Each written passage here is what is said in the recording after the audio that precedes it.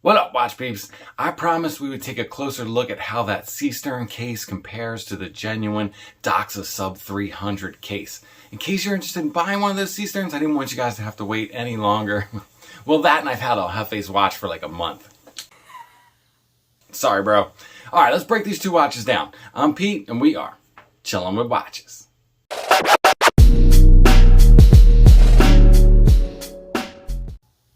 Wrist check.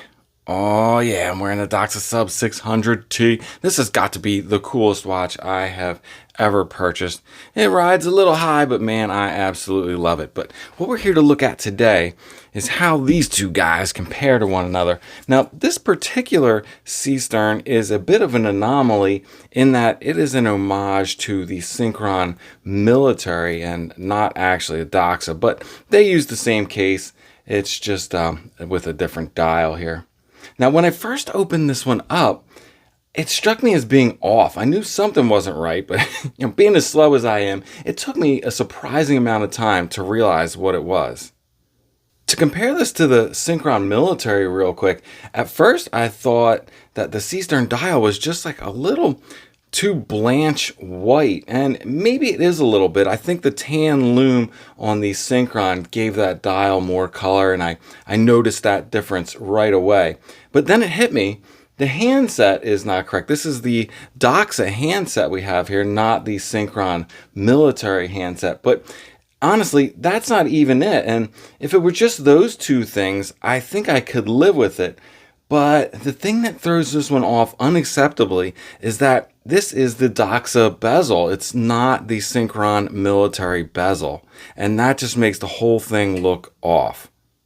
I think the silver bezel combined with the two white dial is what really threw me off at first. It just gives it too much of a stark look. I think it really needs that black military bezel. Now, I don't have the Synchron military anymore, but I do think I like this Seestern case more than I like the Synchron one, which is very chunky compared to the sexy lines of the Doxa. Now, you can check up that comparison video. I compared the Doxa to the Synchron military. You can dig that video up if you're interested in checking that one out. But what we want to look at today is how much closer to the Doxa this Seestern case is. So let's take a look at the numbers. All right, taking a look at how these two compare to each other by the tape. This Doxa case diameter comes in at 42.7. Now, it doesn't wear like a 42.7 at all. I'd say this watch wears more like a 40. But the Seestern case comes in at 42.6, extremely close.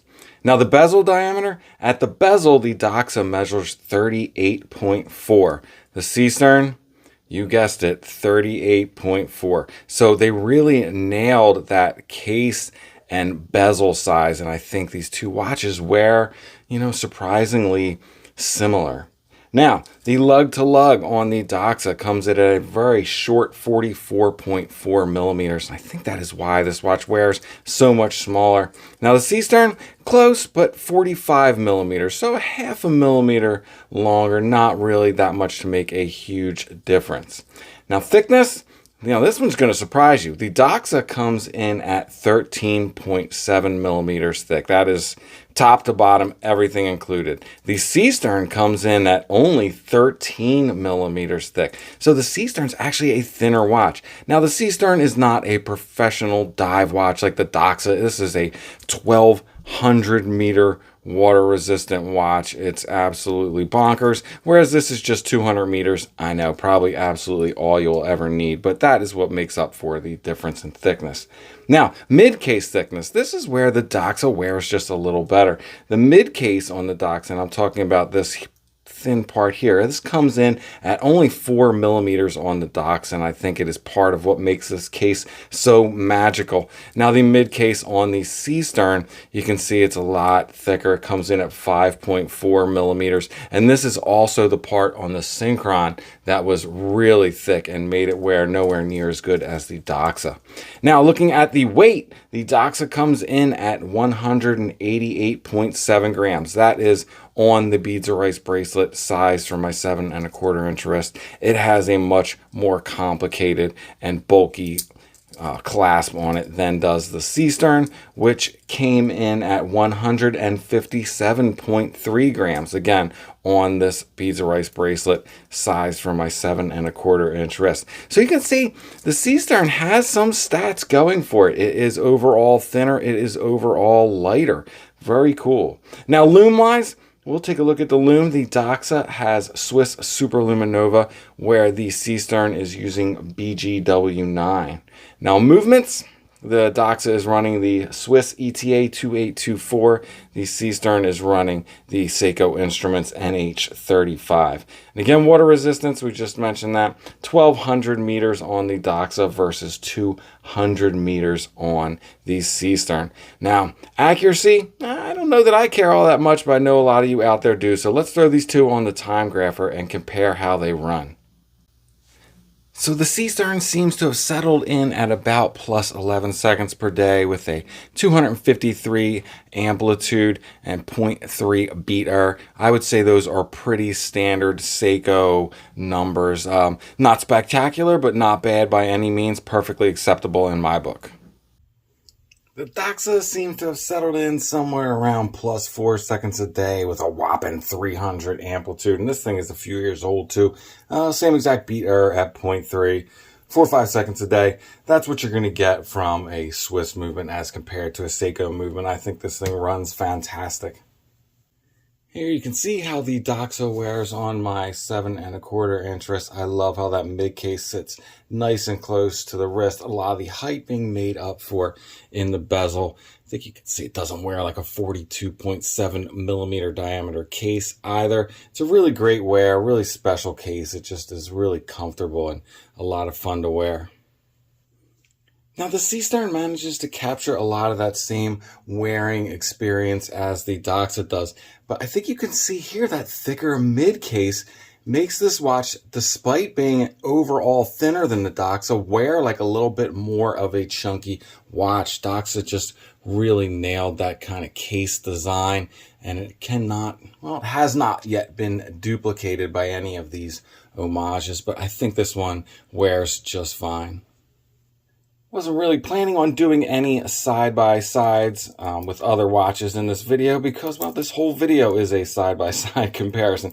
But some of you might be interested in how that new Doxa Sub 600T looks compared to the Sub 300T. You can see it's an overall smaller case with a larger dial, so it's definitely a different wearing experience. It is slightly thicker than the Doxa Sub 300 as well. Sits a little higher because a lot of the height is in the mid case as opposed to the bezel. And if we were curious about how either of these look next to an SKX just for comparison's sake, then you can see this is the case itself looks larger, but the smaller dial and I think that compact lug to lug is going to make either the Seestern or the Doxa wear smaller than an SKX for me, which also probably wears smaller itself.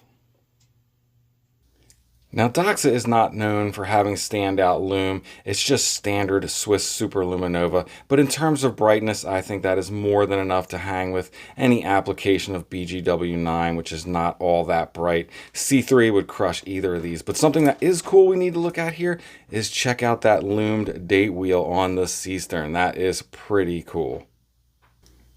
I'm just going to go ahead and say it. I like this Seestern case more than I like the Synchron case. I didn't care for the Synchron case all that much. I found it a little too unnecessarily chunky.